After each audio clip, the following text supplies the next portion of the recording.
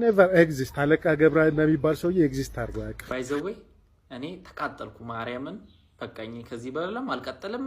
ይሄ ሰው የሳተ ቅጥል ያደርግ ዝም ብሎ መረጃ ማስረጃም የሌለው ታሪክ ሂስቶሪካል ወሬ ሲያወራ አይጭት ቢዚ ምናምን ማለት በቃ ሰው ሐሳብ ይኖራል ሰው የፈለገውን ኮንስፒሬሲ የሚያስብ ብዬ ነበር። ከዛ ላይኩን አዩት 15000 እንዳለ አንድ በአንድ ያነሳቸውን ታሪኮች እንዴት ሮንግ እንደሆነ ለ15000ዎቻችሁ ነው እሺ ምነግራችሁ። ማይንዳችሁ ማለት ነው ምን ያህል ወሽ እንደተደረገ ማይንድ ብሬን ወሽ እንደተደረጋችሁ አሁን ምነግራችሁ። ለምሳሌ ማዘር ትሬዛ ስል የሚመጣላችሁ ምን አይነት ሰው ነች? ልጆችን ምናምን ሰብስባ ብቻ ኦርፋኖችን የምታሳድግ ምናምን አይደለ? ታሳድጋለች። ግን እውነተኛ ታሪኳን ዲፕ ስታውቁት ማዘር ትሬዛ ልጆችን አሳድጋለሁ በሚል ልጆቹን አቢዩዝ ያደረገች ብዙ ብር የበላች ሴትዮ ነች። ያስቁምህና አንደኛ ነገር ማዘር ትሬዛ እኔ ከየት እንደመጣውላ አላ እኔ ማዘር ትሬዛ በምድር የምትታመው ልጆቹን በቃ በምትቀበለው የፋይናንሻል ደረጃ አትንከባከባቸውም የሆነ በቂ ሆነ ምናምን አሰጥም ለልጆች ምናምን የሚል ይሄ ዝም ብሎ እንትን እንጂ ጭራሽ ፋይናንሻል ስርቆት ላይ ተጠርጥራ ማጣቅ ተጠይቃ ማጣቅ ምንም አይነት ማስረጃ መረጃም የሌለው እርባና ቢስ የሆነ ከየት የመጣ ወሬም እንደሆነ አላቅም። እሺ ማህተመ ጋንዲን ደግሞ ምን አለ ባሉላችሁ ይመስላል ለጥቁሮች የታገለ ለነጻነት ለሰዎች እኩልነት አይደለም። ጋንዲ ማለት ሰዎች ሶስት አይነት ናቸው፣ ሶስት ደረጃ ያላቸው ነጮች አንደኛ፣ ከዛው ኢንዲያዎች ሁለተኛ፣ ከዛው ብላኮች ሶስተኛ ናቸው ብሎ የሚያስብ ሰው ጋንዲ መጀመሪያ ነገር ለጥቁሮች ታግሏል ብለን አናምንም አይታመንም። ነገር ግን ደግሞ ህንዶችን ነፃ ለማውጣት ባደረገው ትግል ውስጥ የፒስፉል በጦር ሳይሆን በሰላማዊ መንገድ ነፃነት እንዴት እንደሚገኝ ያሳየ ሰው ነው። ነገር ግን በክሌሙ ወይም ደግሞ ጥቁሮች ከህንዶች እኩል መሆን የለበት ወይም ደግሞ ህንዶች ከጥቁሮች እኩል መመደብ የለባቸውም በሳውዝ አፍሪካ እንትን ውስጥ ብሎ ያ ምን ነበር? ይሄ ደግሞ ያደገበት መንገድ ነው። ሬሲስትም ነው ብንል ጋንዲን የሚያክል ትልቅ ሰውነቱ ምንም አይቀየርም። ለህንድ ነው ነፃነት የታገለው ለአፍሪካ ወይም ደግሞ ለጥቁር ስላልሆነ ዊዶን ኬር። እኛ ከጋንዲ የምንወስደው ካራክተር አለ ማንወስደው ብዙ ነው። ቀጣይ ይሄ ያዙልኝ። ለምሳሌ ማንዴላ ሲባል የነፃነት ታጋይ ትላላችሁ አይደል?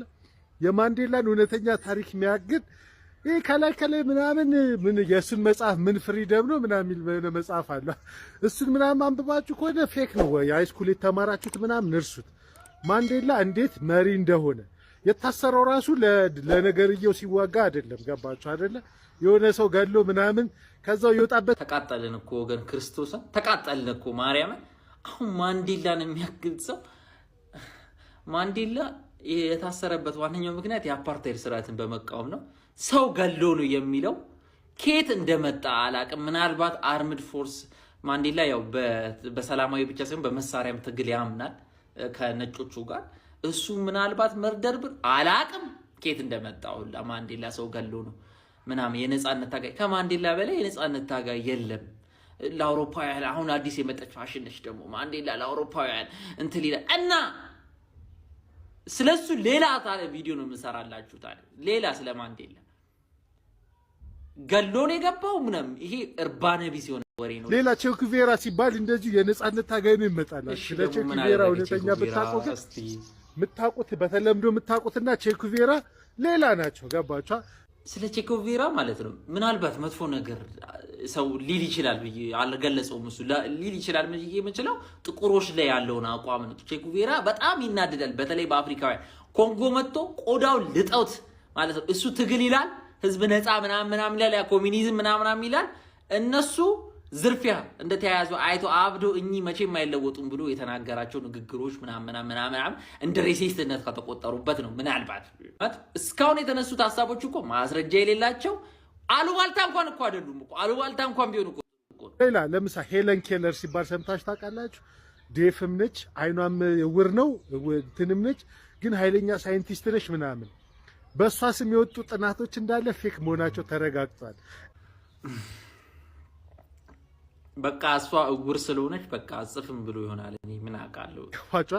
ሌላ የአና ማስታወሻ የሚል መጽሐፍ አንብባችኋል? ናዚዎች ምናምን ነገር ጂውሾችን ያደረጓቸው ምናምን አባቷን የጻፈው ብላችሁ ምን ትላላችሁ? እንዳለ ማለት ነው። አይደለችም የጻፈች ለማለት የሚያበቃ ማስረጃ አይደለም እኮ እንትን እኮ የለም ወሬ እኮ የለም የሆነ ሩመር ነው በዛ ሰዓት በነበረው የቴክኖሎጂ እንትን መጻፍ ፔኑ እስክሪብቶ ምናምን የሚል የዛሬ 5 ዓመት የተጣጣፈው ይሄ ወሬ ባይዘው ምንም ቤዝ የለውም ይሄ መረጃ አባቷ ኤዲት አድርጎታል እሱ ድሮም ይታወቃል ይላችሁ እሺ ሜቢ ካላወቃችሁ አለቃ ገብረሃና ሲባል ሰምታችሁ ታውቃላችሁ he never exists አለቃ ገብረሃና የሚባል ሰው ኤግዚስት አደረገ ባይዘው እኔ ተቃጠልኩ ማርያምን በቃኝ ከዚህ በኋላም አልቀጥልም አለቃ ገብረሃና የሉም ካለ ምን ታረጉታላችሁ በቃ አለቃ ገብረሃና ፎቶአቸው ይሄ ነው ተብሎ ይታመናል ፎቶአቸው ይሄ የሳቸው ኤግዛክትሊ ሆነም አልሆነም አለቃ ገብረሃና ከአጼ ቴዎድሮስ ዘመን እስከ አጼ ሚኒሊክ ዘመን የነበሩ በደብ ታሪክ ውስጥ የተቀመጡ የሞቱበት የተወለዱበት ቦታ ሀገር ዘመዶቻቸው ታሪኮቻቸው ልክ ሚኒሊክ የለም እንደማለት ነው ባይዘው እኔ የለውም እሱ የለም ደሞ ረስቸው ከአጼ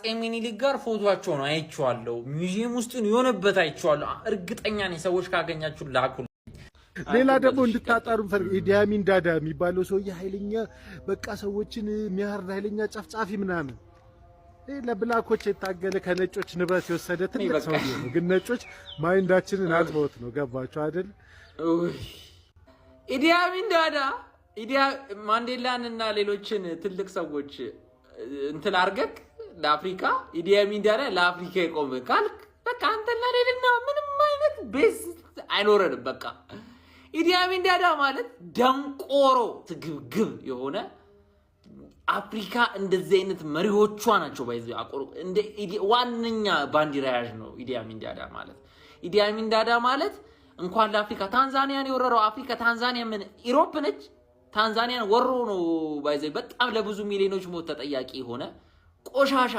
ስግብግብ ባለስልጣኖቹን በየደቂቃው የሚገል ባላረጋገጠው ሰው በልቷል ተብሎ ይታመናል ባይዘው እሺ እሱ ፕሮፓጋንዳም ሊሆን ይችላል ይሁን እሱ ላናምን ይችላል ሲጠየቅ አልበላውም ብሎ ማልካደም እሱም ግን ችግር የለውም እሱን እንተውለት ኢንተርቪዎች እኮ አሉ እኮ የሚያወራው እኮ ነገሮች እኮ አሉ እኮ ቁጭ ብለው እኮ ነው እኮ ለምንድነው የሆነ በኋላ ስለሄዳችሁ ስማርት ሆናችሁ የሚመስላችሁ ቆይ ፔሌት እሺ ወደ ኳስ ገብተናል ደግሞ ወደ ፔሌ ጀስት እንትኖች ያገነኑት ነው እንጂ ሚዲያዎች ያገነኑት እንጂ በፔሌ ታይም ፔሌ ይሄን ያክል ትልቅ አልነበረም በሱ ታይም እኔ ለዚህ ምንም አልልም እሺ ከፔሌ የተሻለ ተጫዋች ያኑላ ዋንጫ ያለም ዋንጫ አክፎ ተሸክፎ ሄደ ሰውዬ የተሻለ ከፔሌ የተሻለ ተጫዋች ካለ በዛ ሰዓት እንኳን በዛ ሰዓት ባይዘይ ፔሌ አሁን ሁለተኛው ሶስተኛው ምናምን ተደርጎ የሚቆጠር ምርጡ ተጫዋች ነው እሺ ባይዘው ችግር የለም ሚዲያ አጋኑት ነው በዛ ሰዓት ከሱ የተሻለ ተጫዋች በከሱ የተሻለ ስኬትን ያሳካ ተጫዋች ነበረ ሙሉ በሙሉ የተሳሳቱ ውሸት